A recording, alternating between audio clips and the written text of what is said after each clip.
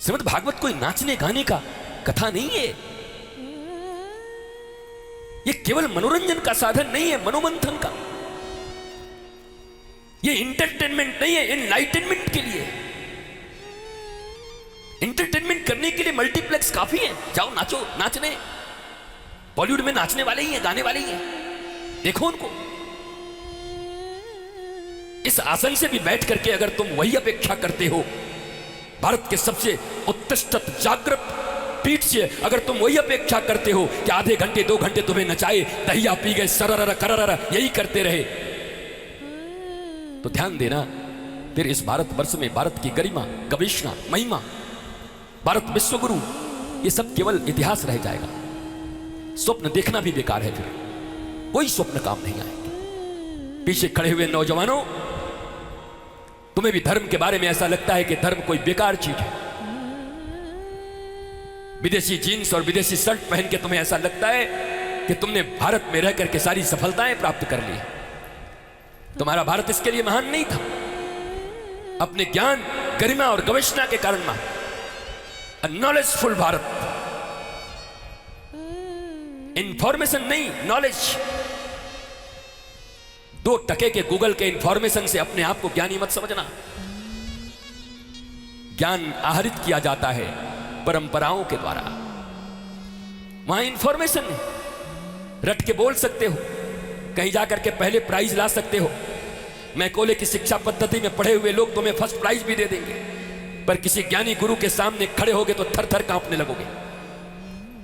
किसी महिमावंत पुरुष के सामने खड़े होगे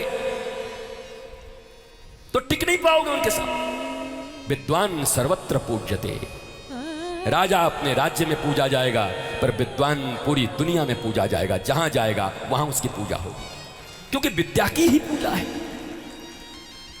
और विद्या क्या देती है? सा विद्या या विमुक्तये, विद्या उद्घोषणा करती है। विद्या वही है जो तुम्हें जीवन के बंधनों से मुक्त करती है, आजाद करती है, स्वतंत्रता देती है, आह्लाद देती है, मस्ती देती है। सा विद्या या विमुक्तये, ये उद्घोषणा है शास्त्र का। विद्या उसी को कहते हैं जो तुम्हें मुक्त करती है। तुम्हारी विद्याएं तुम्हें मुक्त कर रही हैं या बंधन में डाल रही हैं? तुम्हारे स्कूल और कॉलेज तुम्हें मुक्त कर रहे हैं, मुक्ति की पढ़ाई दे रहे हैं? नो।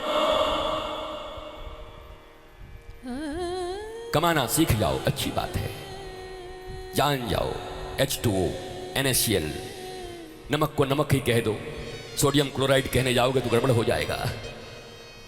ठीक है, अच्छी बात है, लेकिन याद रखो, ये सब होने के बाद भी खोखले ही रहोगे।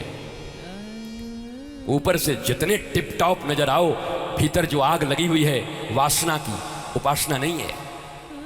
भीतर जो जलनशीलता है, भीतर जो अभाव है, भीतर जो दूसरे से छोटा होने का गम है, ये सारी चीजें तुम्हें भीतर भीतर जलाकर मार डालेंगी। कभी चैन नहीं मिलेगा, शांति नहीं मिलेगी। उस परम शांति, परम आनंद तो उस ज्ञान के द्वारा ही उपलब्ध हो सकता है। इसलिए भगवान ने पूतना को नहीं देखा। और आज सक्तासुर का वध होने वाला है, दूध घी से भरा हुआ है, उत्सव हुआ, मैया घबरा गई। जो आवे वही लाला को पकड़ ले। कोई टांग उठा के देखे, कोई आंख उठा के देखे, कोई मुंह में उंगली डाल के देखे, दांत निकला कि नहीं निकला। बताओ, ब्रह्म के साथ भी ये हालत है। गोपियों के बीच में ठाकुरों कह रहे हैं, भगवान कहाँ आ गए? कोई गोपी आवे, टांग उठा, लाला ठीक है, विकलांग तो नहीं है? बताओ, ब्रह्म को विकलांग करे महाराज? कोई मुंह में उंगली डाले, दांत निकला कि नहीं? 6 दिन में कौन से दांत निकल जाएंगे? तो गोपी आनंद दे रही है। मैया ने क्या किया? जाकर के उस सकट में बांध दिया लाला को, उनके पालने को सकट में बांध दिया। ऊपर दूध घी दही भरा हुआ था, नीचे गोपाल को डाल दिया। बताओ, रस ऊपर हो गया, रसेश्वर नीचे हो गया। तुम्हारी जिंदगी में भी यही भूल है। सक्तासुर का वध हो गया, बैलगाड़ी तोड़ दिए, हो गई कहानी। एक था राजा, एक थी रानी, दोनों मर गए, खत्म कहानी। यही भागवत है। एक एक लोगों का जिनका वध हुआ है, जिनके नाम हैं, वो वेदांत के सूत्र हैं, हमारे तुम्हारे जीवन से जुड़े हुए हैं। और अगर उसको ठीक से समझ जाओ तो तुम्हारी जिंदगी में गुणात्मक परिवर्तन आ सकते हैं। तुम्हारा जीवन ऐसा हो जाएगा, एक सत्तासुर के वध की कथा से तुम्हारे जीवन में रसेश्वर कृष्ण ऊपर हो जाएंगे और जीवन का रस नीचे हो जाएगा, भौतिकता नीचे हो जाएगी। पर पता नहीं कितनी बार सत्तासुर मार दिए, अभी तक ज्ञान नहीं आया। महाराज जी, पहले पूतना मरता है, उसके बाद सत्तासुर, उसके बाद तृणावर्त। अच्छा, वो बत्सासुर भी कोई था ना, बकासुर, अघासुर, सब सुर तो थे, एक असुर तुम अभी बचे हुए हो, तुम्हारा भी बद बाकी। जो अज्ञानी है वो असुर ही है। महाराज, भारतवर्ष में जन्म लेने के बाद में तुम अज्ञानी हो? भारतवर्ष की इस पवित्र भूमि पर, पवित्र मिट्टी पर आने के बाद, गंगा और यमुना में स्नान करने के बाद भी, संत और महापुरुषों के इतने आशीर्वाद और छाया होने के बाद भी, इतने प्रज्ञावान पुरुषों के होने के बाद भी तुम अज्ञानी हो। भारतवर्ष में जन्म लेने के बाद भी तुम्हारी यह दुर्गति है। हिंदुस्तान में आने के बाद भी, आर्यावर्त ब्रह्मावर्त में आने के बाद भी तुम्हारी दुर्गति है।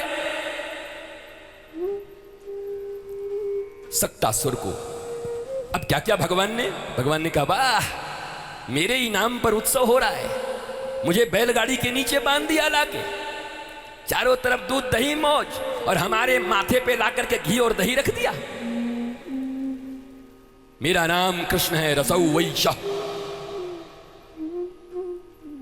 परमात्मा का नाम रसौ वैशः। बताओ, रस को पैदा करने वाला मैं हूं, रस को मेरे माथे पे रख दिया, मुझे रस से नीचे डाल दिया। रस का उत्पत्ति करने वाला मैं हूं, रसेश्वर मैं हूं। रसेश्वर नीचे और रस ऊपर। हमारे तुम्हारे जीवन में भी तो यही है ना, जगत ऊपर जगदीश नीचे। हाँ, प्यार नीचे व्यवहार ऊपर। क्या कर रहे हो जिंदगी में? कर क्या रहे हो? प्यार तो है नहीं, व्यवहार निभा रहे हो।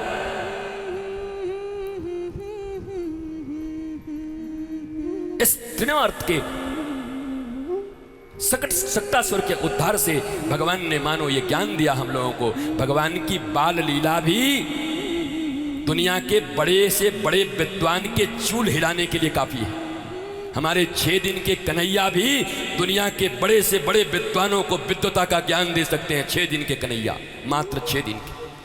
पूतना के वध में ज्ञान छिपा है, सत्तासुर के वध में भगवान को आई नाराजगी, मारा एक लात, मारा तो गाड़ी फाड़ी सब पलट गई महाराज। सारा दूध दही हड़िया फड़िया बिखर गया और जोर से सब दौड़े। अरे अरे क्या हुआ, क्या हुआ? छोटे छोटे बालक थे। कहा, मैया तुम्हारे लाला ने लात मार करके गाली पलट दी। जसोदा बोलती, दारी के झूठ बोल रहा, हमारा लाला इतना छोटा है बेचारा, कैसे मारेगा? मैया विश्वास नहीं करती। माँ तो माँ होती है। मैया का बेटा बाहर से कुछ बेच करके आ जाए, मैया कहते हमारा बेटा ऐसा नहीं कर सकता। कोई मैया नहीं कहते। शुरू से जसोदा भी यही करती बेचारी, क्या करे मैया वो भी। दुनिया के किसी माँ से पूछो, उसका बेटा कुछ भी करके आए, अरे निर्भया का रेप करके भी आ जाए तो उसकी माँ मानने को राजी नहीं होती। नहीं नहीं, हमारा बेटा ऐसा नहीं होगा, गलती से हो गया होगा, दोस्तों के चक्कर में फंस गया होगा, बुरी संगत में फंस गया होगा। बेशर्मी का हद है। कमाल है, जन्म तुम देती हो, पालती तुम हो, संस्कार तुम देती हो, अपने स्तनों से दूध तुम पिलाती हो, और कहती हो समाज ने बिगाड़ दिया, दोस्तों ने बिगाड़ दिया। वो दोस्ती किसने अलाउ किया था? वो तो इतना छोटा था। जब तक तुम्हारी बातें मानता है तब तक संस्कार क्यों नहीं दे देते? जब मानने लायक न होता तब बाबाओं के पास लेकर के क्यों घूमते रहते?